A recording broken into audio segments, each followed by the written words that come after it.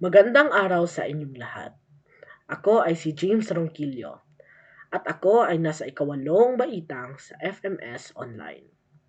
Sa araw na ito, ating titingnan ang ilan sa mga kasuotan na sinusuot ng mga Filipino. Titingnan natin ang mga tradisyonal na mga kasuotan na ito. Una ay sa mga lalaki. Ang isa sa mga sinusuot ng mga lalaki ay kilala bilang Barong Tagalog. Ang Barong Tagalog ay kadalasan ng ginagawa sa hibla ng pinya.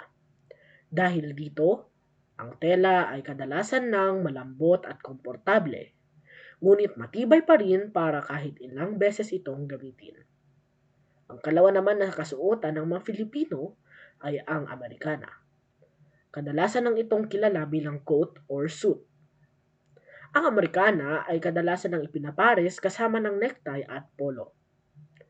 Ang dalawang kasuotang ito ay madalas na ginagamit sa mga okasyon na formal.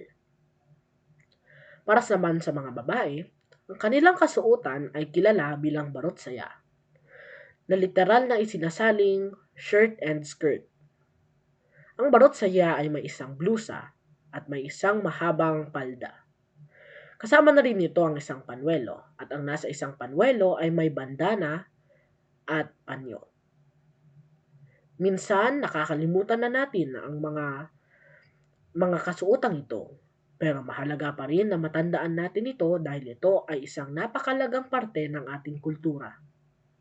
Maraming salamat po sa panonood sa video na ito.